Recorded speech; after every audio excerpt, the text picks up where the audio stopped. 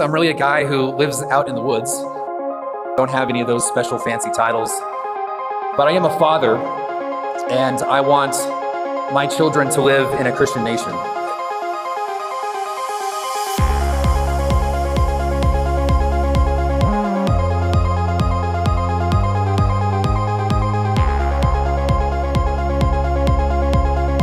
And I want my children to live in a Christian nation.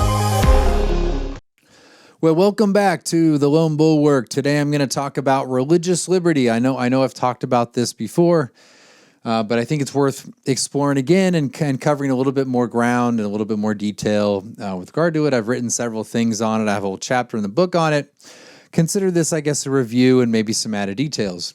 So I want to talk mainly about religious liberty in the Protestant tradition and compare that with some the modern conception of it, as well as the Roman Catholic view, at least in the past. I guess they've developed since then, but how those compare with one another. So this is a very important issue within Christian nationalism. I get to catch a lot of, I guess, grief from it and attacks about it. So I want to be able to describe it, explain it, so everyone understands it. All right. So first up is liberty of conscience. Liberty of conscience. That is a central part of religious liberty. How do you understand religious liberty, how it unfolds, what are the limits, and all that sort of thing. So when you hear liberty of conscience today, it's usually a political idea. So it covers the external expression of religion. That's the idea. If there is religious liberty, or I actually should say, if we acknowledge the sacred rights of conscience or the sacred liberty of conscience, what we mean is that people can kind of believe whatever they want. They can express whatever they want in public. That is the common view today. But that is actually not the view of the past. So from the early days of the Reformation, in early confessions and all the big names we know from Calvin, Luther, and everyone on up, they affirmed the liberty of conscience. Calvin does. A bunch of the earliest confessions acknowledge it. So what's going on? Because we know Calvin and Luther and all those guys, they were okay with the civil law suppressing false religion, right? So what's going on here? Well, they understood liberty of conscience not so much with regard to the external expression of religion. They understood it as the conscience as an inward thing, having freedom to choose what it believes, essentially. There's liberty of conscience, and that's because the conscience itself cannot be reached or struck or attacked by outward force. So you can't cudgel someone into believing something. You can't beat someone into suddenly having hope, or feeling certain emotions of love, like force this person to love that person. So that is, you can't do those things. Those are inward realities. It's a matter of the mind. It's a matter of the conscience. And of course, this also concerns religious belief. The Protestants were very concerned with it. They wanted to persuade people of the truth. They wanted to open the Word of God and preach it and persuade it. They didn't see themselves as mediators of divine revelation. They didn't see themselves as determine this is the confession of faith, and now you must believe this in your heart right now. No, they're going to open Scripture, and they are going to persuade you of the truths therein. That's the idea. You can't force someone to believe something.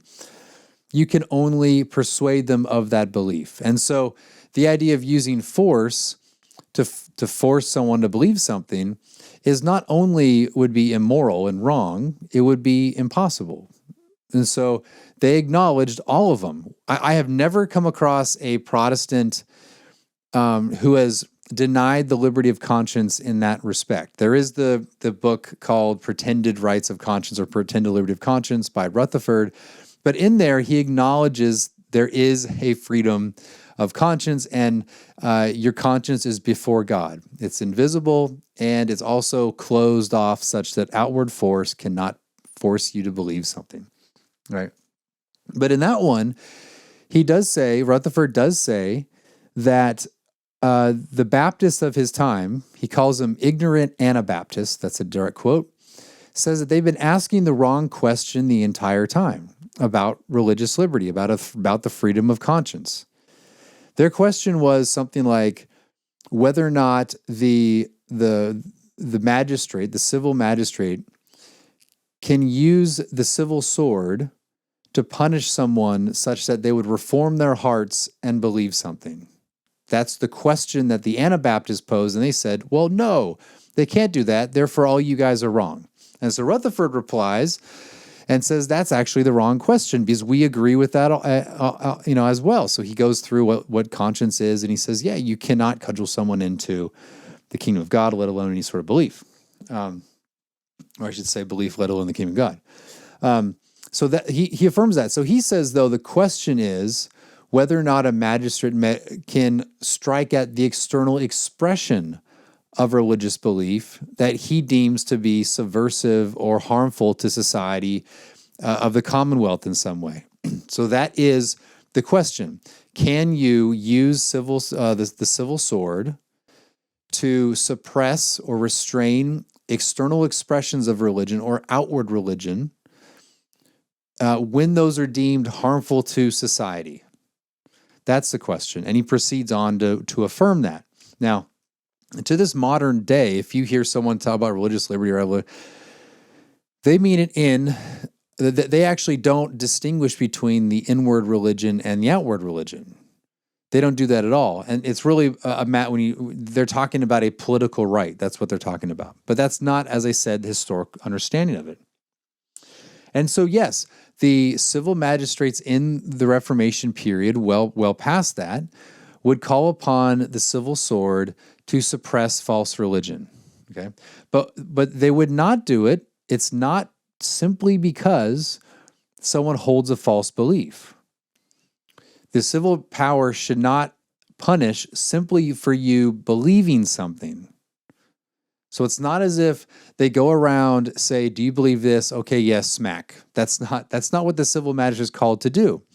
It's not for the belief itself that you are punished, nor is the punishment simply because you've offended God. It's not on that basis. Nor is the punishment in order to reform your heart. I'm going to beat this guy into the correct doctrine. That's not the position they took either.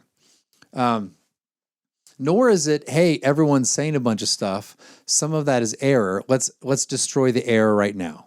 That's not it either. This is what it was. It's that there is external religion or the external expression of religion, which comes in words and also practices. And those are deemed sufficiently harmful to society such that they should be suppressed.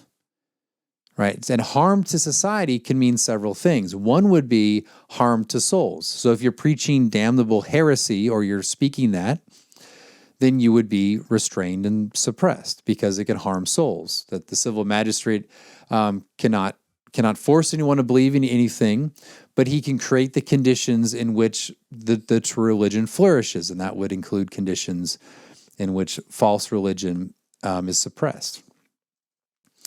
It could also be subversion of government. What if you're in a Christian society and someone is now preaching against the idea of a Christian society, or they're attacking the Christian magistrates and saying they're not true Christians, or they're attacking the established church and saying you guys actually aren't true Christians, or whatever it is, then they can be suppressed as well. Another one would be like Roger Williams in the great religious liberty advocate. He was actually a nut, by the way, but one of the things he said is that it's wrong to require civic oaths. So in that time, at some point there was fear that there was like Jesuits running around trying to convert people, and so the Massachusetts Bay Colony required if people wanted to participate in regular public life, they had to conduct an oath of loyalty to Massachusetts Bay Colony, basically.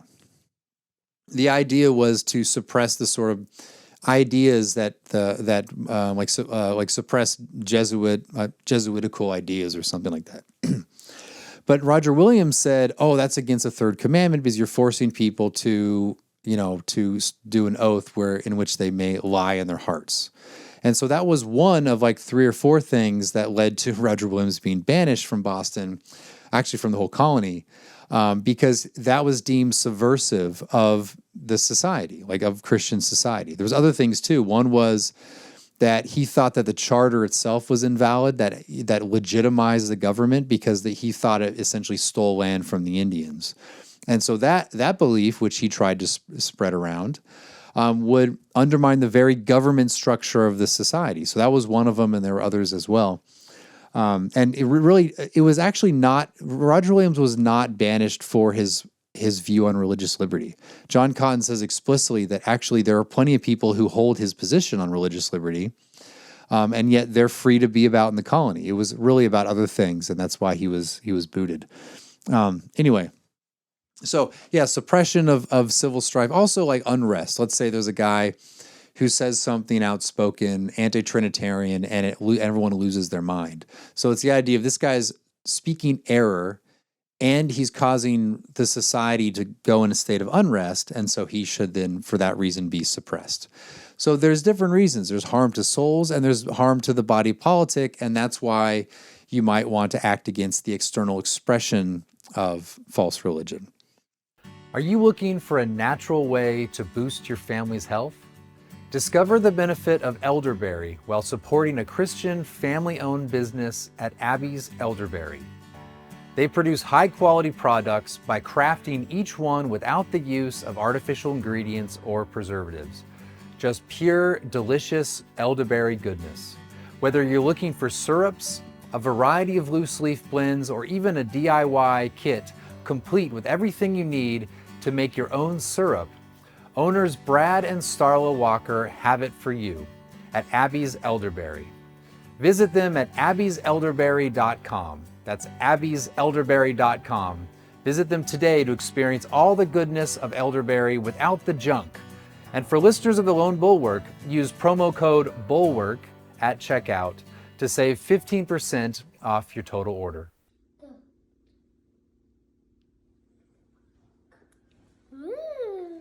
My family has been using elderberry for immune support for many years. The products at Abby's Elderberry taste great, and my entire family loves them. All right, so those were the grounds. Again, it was not for the belief itself. It was not to reform the hearts. It was not as if you're going around heresy hunting and anyone who has a false belief, you get them.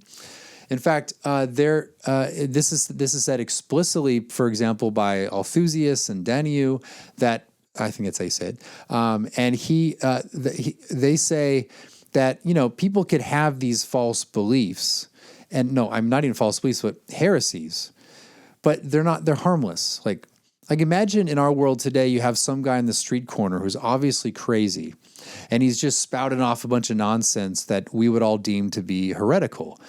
Well, everyone knows he's a nut. He's not going to get any converts. He's basically harmless. And there's probably other ways to deal with him than in an ordinary sort of, heresy process. So not everyone who has false beliefs is going to be suppressed. This is acknowledged across the board. So I think that there is an understanding of the Calvinists as the sort of people who would just go around heresy hunting, but that's actually not the case. The other thing too is, and this is said by Calvin, said by everyone, that when it comes to heretical beliefs that you'd want to suppress, the first people to go to that person are the ministers, the church ministers. The word goes first. You don't beat a guy for having this bad heresy before trying to persuade him out of it. And if you can win that person through persuasion, well, then the matter is resolved. There's no actually need for civil action. This is what happened in New England with the antinomians. So the antinomian controversy started off as a kind of pamphlet war between various ministers in Boston and Salem and other places. And that's where it was. And then there was then there was more of that. Then there was church ministers would get together and discuss the thing. They would be the ones who call out the ones they think are antinomian, and that guy would respond.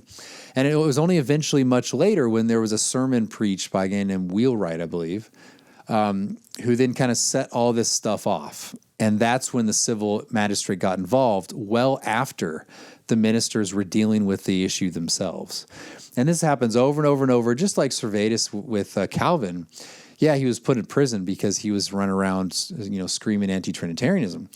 But Calvin met with him several times trying to convince him out of it. And of course, in the civil council, not Calvin called for him to suffer death.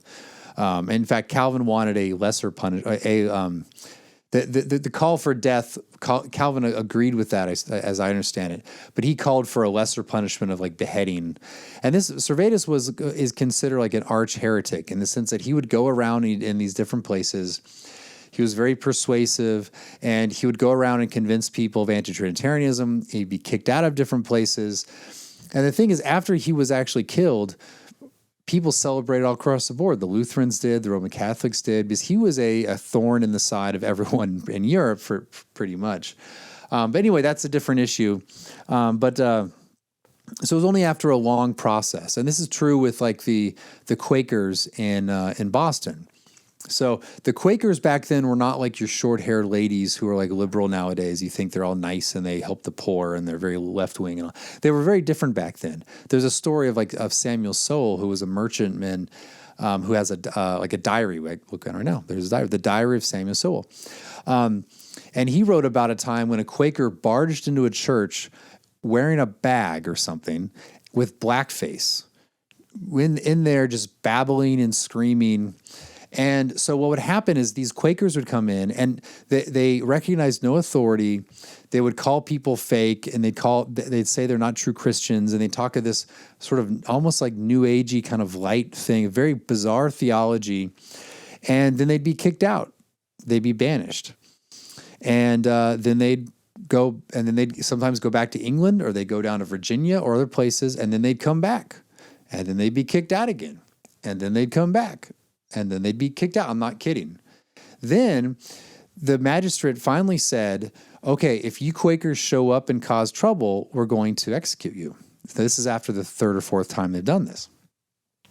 What do they do? They come back again. The Quakers come back again.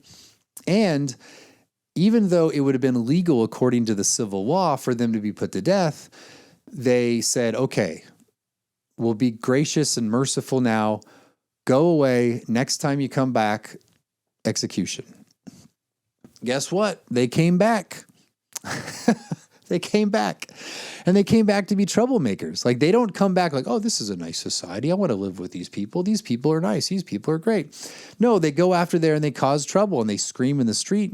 They don't acknowledge the authorities. They have bizarre theology. They barge into churches to argue with the minister.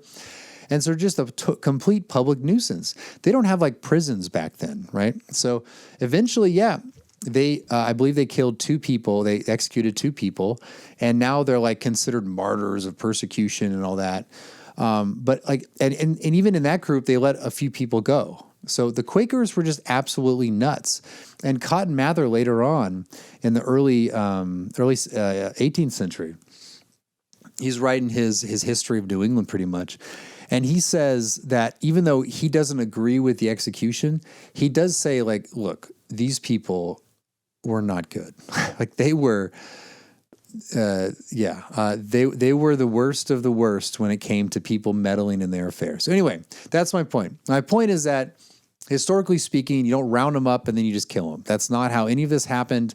And it went through a process, and ministers go first, and then there's the civil matter as well. So anyway, that's in terms of, and the other thing too is, so they don't just like wipe out heretics and all that. Now, the great thing about Protestantism, and I've said this many times because I think it's just crucially important, Protestantism is, you are in the kingdom of God by faith, so that the church fundamentally is composed of the elect of God who are united to Christ by faith. Okay, that's what it is. It's not you united to a church institution. I'm certainly not downplaying the role of the church as an institution, as the one who administers word and sacrament. But in terms of your actual belonging to the church of Christ, it's composed of the elect of God who are united to Christ by faith, okay? What this means then is if you're in, not because you're tied to a very specific institution, like in the Roman Catholic system, in which there is only one true Church of Christ visible right there, you're in. If you're not in, you're out, okay? But that's not what it is. So Protestants can acknowledge brotherhood among people in other institutions. Now, this is not like a sort of, I'll be merciful and graceful and tolerant. No, it's in principle, like by good principle, you as a Protestant can acknowledge the true faith and brotherhood in the Lord with people outside your institution. And we do that all the time today. I mean, I go to events in which they are mainly Protestant people, and there's a Baptist, an Anglican, and sometimes a Lutheran, and me as a Presbyterian. And we've sung hymns together and psalms together. We've prayed together. We've worshiped together. And we're not, this is not awkward. We're just all Christians belonging to different institutions. Not only different institutions, we have different theology. So my Anglicans, even though like most of my Anglican friends are basically Reformed Anglicans, they have different theology when it comes to ecclesiology. Same with Baptists and others. I have friends who are Arminians, across the board. We can acknowledge each other's true faith despite our differences. There are certain fundamental doctrines that if they were to reject those doctrines, then that would be a problem, and that would be a barrier to fellowship. But because we affirm the fundamentals, despite those those secondary matters, we can share in great fellowship together. So that's a great thing about Protestantism. Now, how does that relate to religious liberty?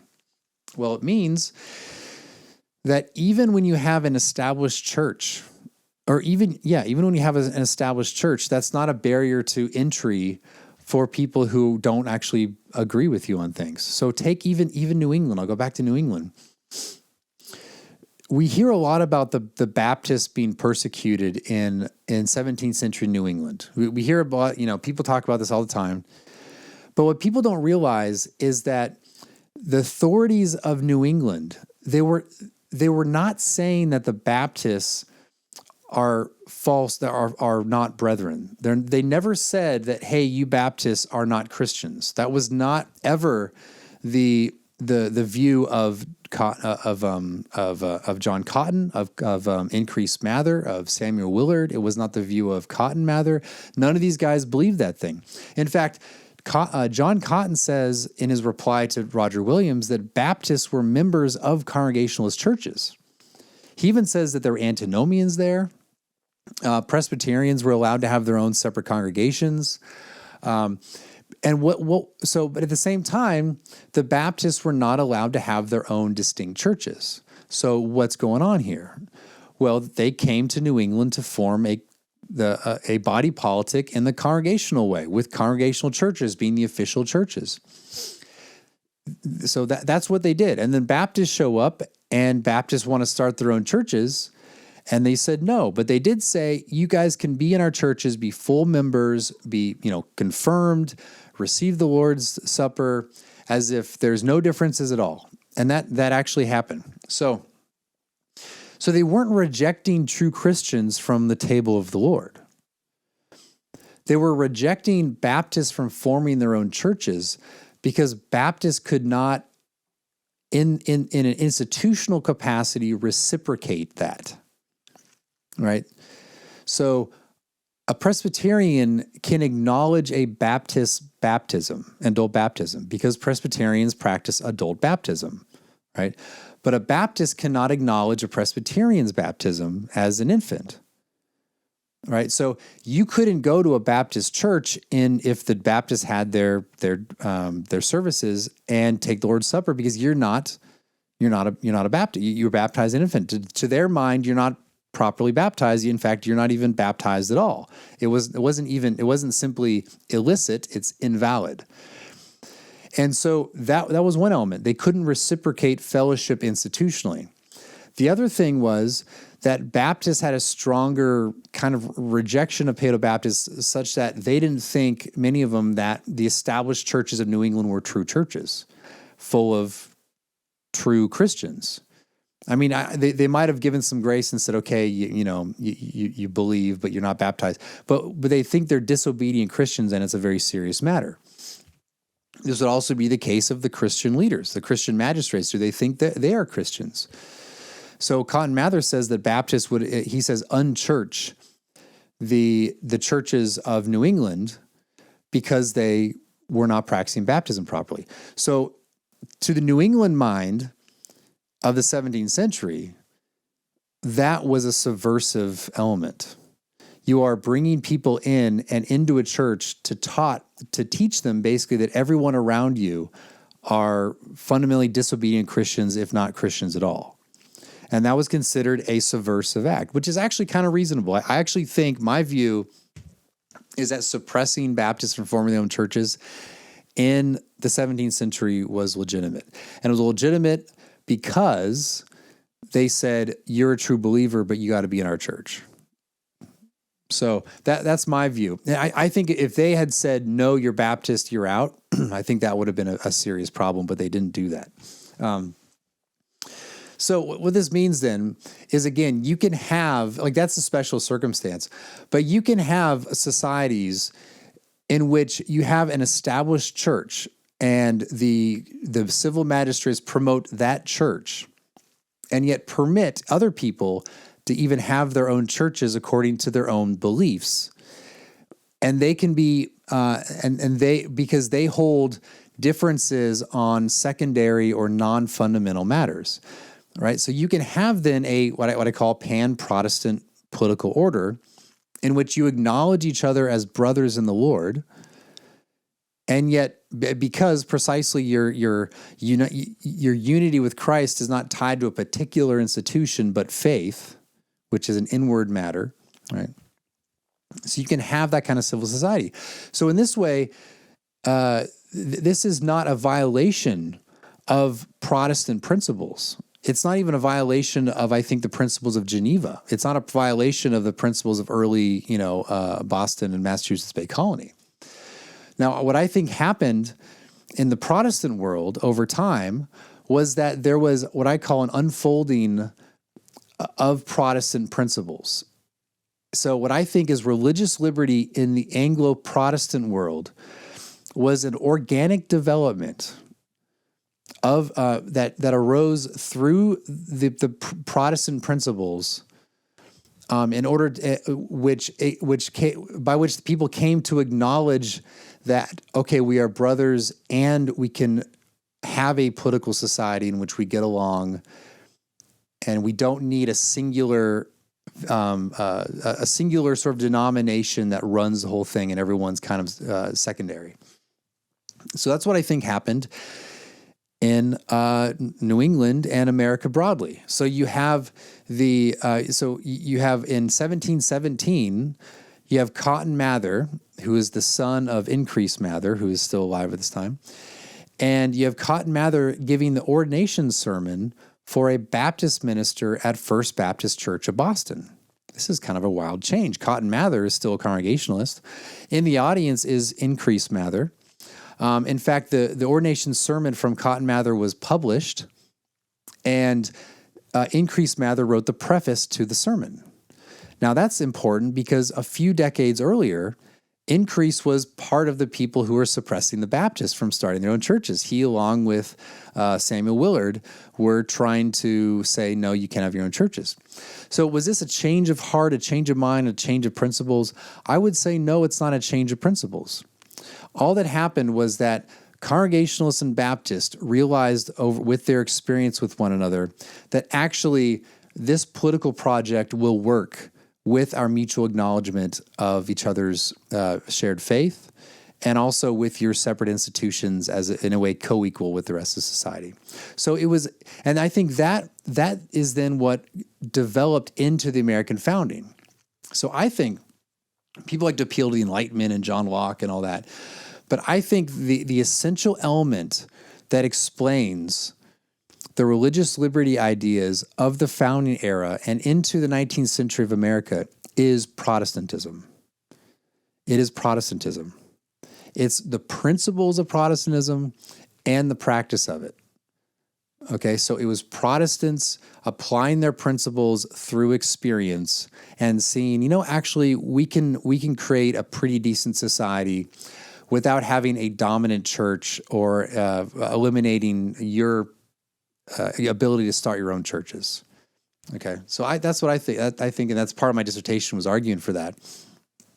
So now, if you contrast this with the Roman Catholic view, my argument is that religious liberty cannot come organically from a Roman Catholic theology.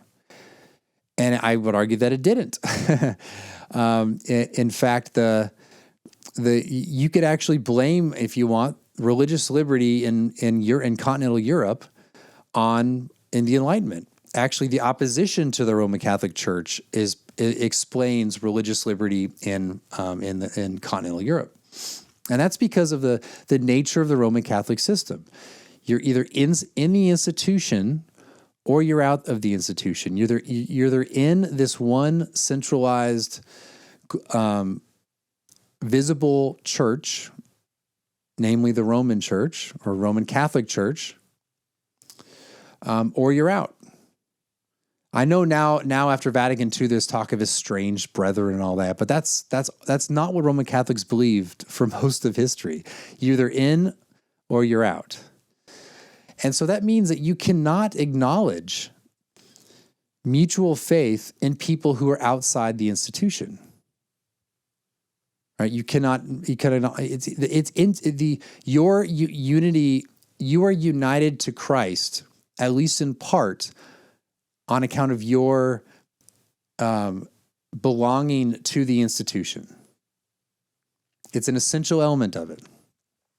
And so this is why if you read people like Roberto Bellarmine and Suarez, both Jesuits, and they talk about toleration of heretics, they basically say you can't tolerate heretics. Like there's no toleration at all. Like they are subversive and bad and they're out. Now, this is not this is not exactly what everyone said on the Protestant side. Althusius says that, if they're obstinate, then you have to deal with them and banish them, kick them out. But if they're harmless heretics, then, it's better not to persecute because persecution can often lead to the overthrow of the Commonwealth itself. But the Roman Catholics didn't believe that. The Roman Catholics said that you're a heretic and you're out. And, They would often be the most murderous of the group. It was you find a Protestant and you beat them pretty much. And the other thing too is that the Roman Catholic system of doctrine, the dogmas involved with that are quite extensive. Because remember that the church's claim for itself is that it can determine the true doctrine of the church, which means that over time, particularly at the Council of Trent is a long document and establishes everything, and that is dogma. So everything in the Council of Trent is binding to your conscience, which means if you disagree with any part of it, you're a heretic. Now, why would this be such a serious thing? Why would they have to need to suppress heresy like this, even in just one little particular doctrine? Well, the reason is that the moment you disagree with an authoritative document and you publicly express disagreement with it, you're not simply challenging that dogma itself. You are challenging the very authority that is supposed to bind your conscience to it. Every disagreement with official teaching of the Roman Catholic Church, it goes beyond the teaching to the authority. And if you question the authority, then the whole system collapses. Right? That's the position that Roman Catholics are in. Right? So Protestants, they acknowledge fundamentals of the faith, but they're actually far fewer. So the Presbyterians can have a Westminster Confession of Faith, and even within the Presbyterian denominations, you can take exceptions to parts of it determined by a presbytery and the General Assembly. So you don't actually even have to affirm that as in itself dogma. There are parts of it that are permitted because they're considered tertiary that you can say, I don't agree with that. Also, but even within that denomination, or how do you say this? It's not just, but that's only within that denomination. So a Baptist is going to reject things in the Westminster Confession that Presbyterians would not permit for their ministers, right? So the issue of baptism. If you are in the OPC or the PCA and suddenly you wake up and say, I'm a believer Baptist guy, well, you're going to be removed from the ministry. I think you'd probably be allowed to stay in the church if you wanted to, but as a minister, that's a step too far. It doesn't mean that they're declaring you not to be a Christian, though. They can acknowledge your true faith and just say, look, this is a secondary doctrine, and yet it's still essential for you to be a member of our denomination. Yet, you can go to the Baptist church and become a Baptist minister, and guess what? We're going to say it's a true church, and you're a true gospel minister, and it's a true ministry of the word, and even true sacraments. We're even going to acknowledge that the baptism that you perform, is a real baptism. So it's a very different conception than the Roman Catholic system. It's very closed off for them. And so you can see the differences here, where the Protestants, the idea of religious liberty can arise organically from those principles, whereas it cannot arise organically from the Roman Catholic Church. And in fact, it did not historically. If you read the documents, the official papal documents of the 19th century, you will see that they regularly condemned and bind the conscience of Catholics to rejecting liberty of conscience. In fact, there's one line in there that says, liberty of conscience is the greatest of all evils. That's an exact quote. Liberty of conscience is the greatest of all evils.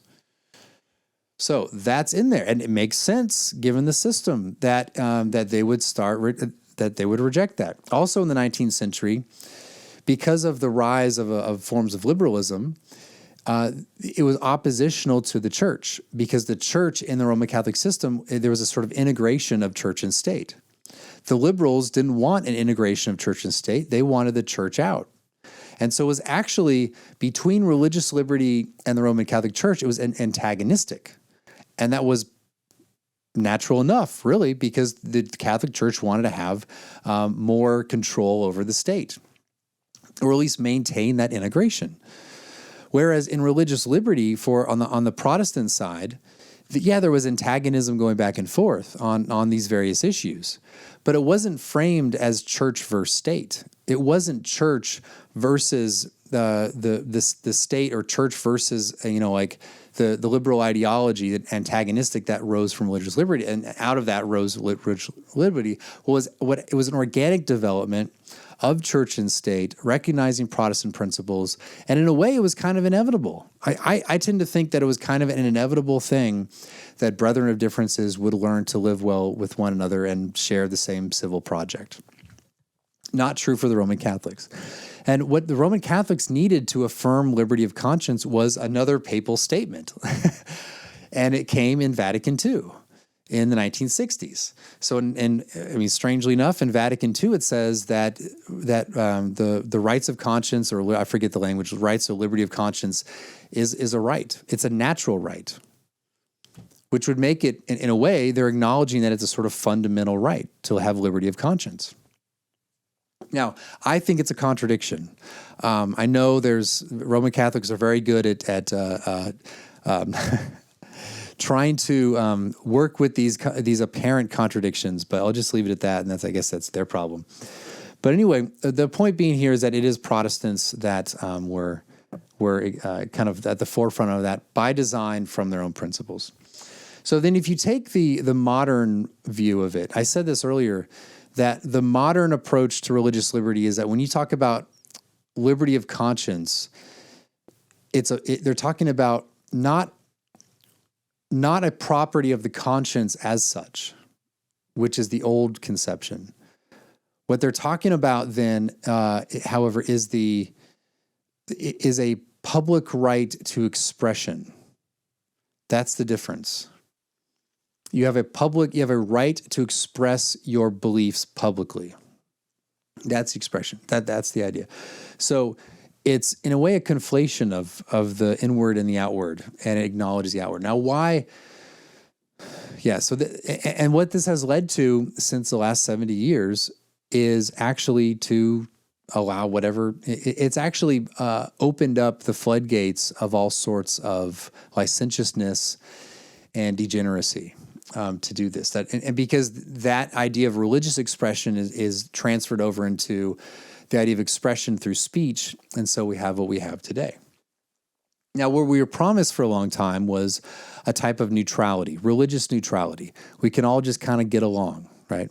That was basically the promise of secular neutrality.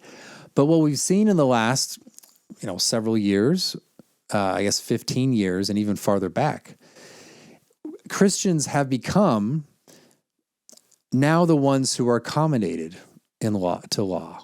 So you have a law that says you must bake the cake for the trans person, or you must bake the cake for the homosexual.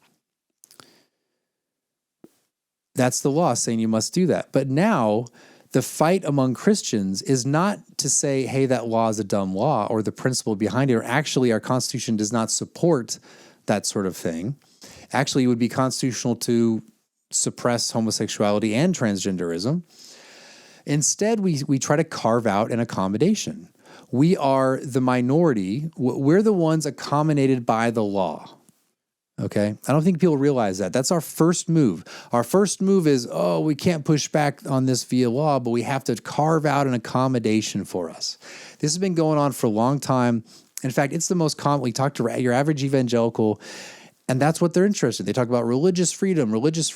They're using the idea of the freedom of religion for themselves because now they are a minority group. I mean, they're really not. They're a minority relative to another smaller minority that controls everything, but carving out accommodation.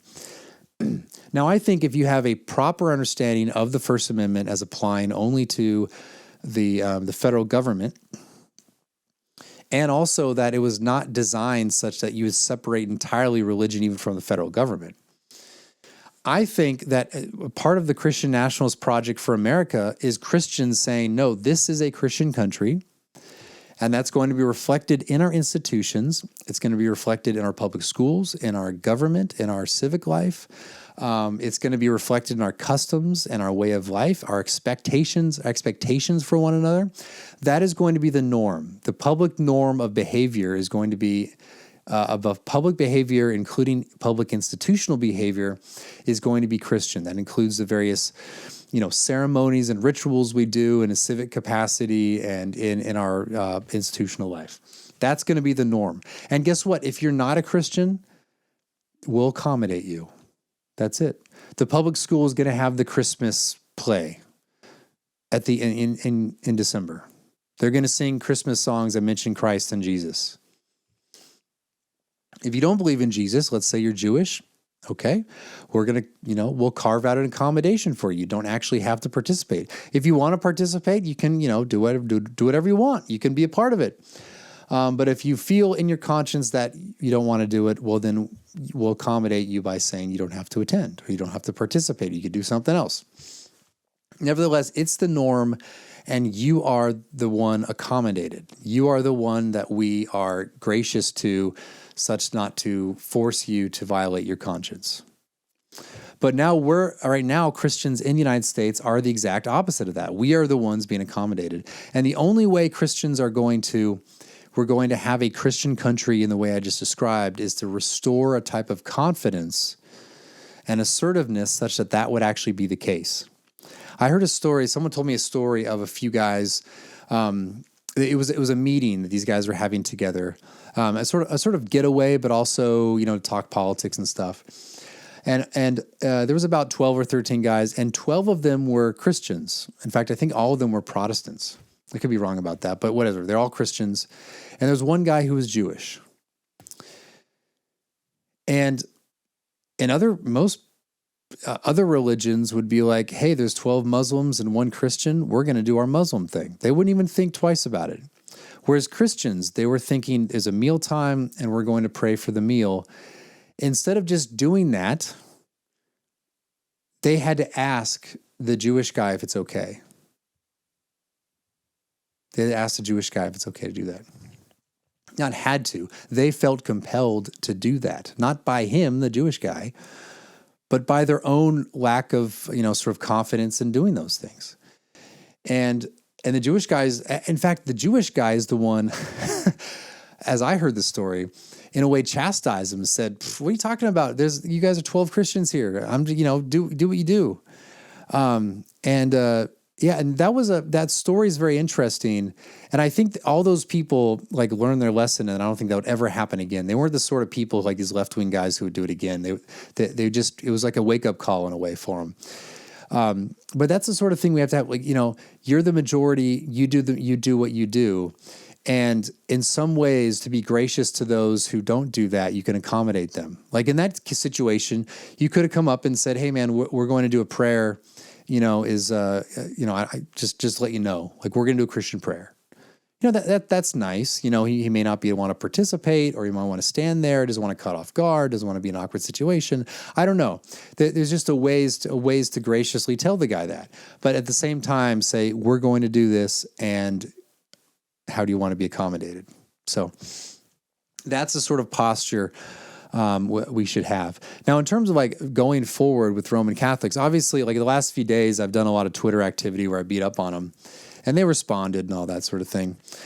Roman Catholics are interesting because the Vatican II seemed to change their understanding of politics, at least at the popular level, where they're functionally Protestant in their positions on religious liberty. If you go back to the older sources, it doesn't make any sense at all. But yeah, so there are, in a way, people say that Vatican II Protestantized the Roman Catholic Church. What's interesting, I've only been to Mass, Roman Catholic Mass, maybe once. I went to a funeral once, if I guess that counts, but I went to a regular Mass once. And the only time we sang a Martin Luther hymn. Mighty Fortress is our God. I'm serious. We sang Mighty Fortress is our God. That's hilarious. But so I think I answered most of the questions here on religious liberty. We just have to restore that kind of confidence that we once had in asserting ourselves in the public. In most states we're the majority. I know we're not organized very well. But I think that's one reason why I wrote the word will in the book. We have to have the will to win. Politics is not simply a matter of having the right laws. It's not simply a matter of even having prudence. In the end, those are all essential. But one essential element behind all of it is will. Just take the laws against immigration. We have laws against immigration, illegal immigration. And our political leaders just lack the will to stop it. Now I think that's changing with the Trump administration, hopefully. But we lack the will to stop it. It's a matter of will. You can pass all the great laws you want, but if you don't have the will to enforce those laws, then guess what? You're going to lose. It's pointless. They used to say back in the day that the law is like dumb. It's dumb. That was the word. It's dumb, meaning that it's not effective on its own. It's really just a bunch of words on a piece of paper. But what enlivens the law, what makes it a living thing, is the magistrate. It's the will of the magistrate that enlivens the law such that the law can even have any effect at all. And the same is true. If we as Christians want to have a Christian nation and we don't have the will to see that happen, how can we expect the magistrates to have that will?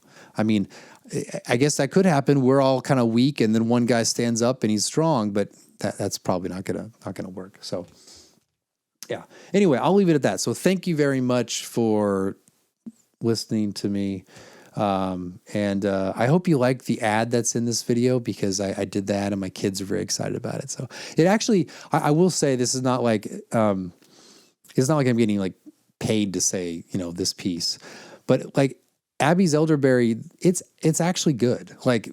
My wife used to make elderberry syrup back in the day. We had this big elderberry bush.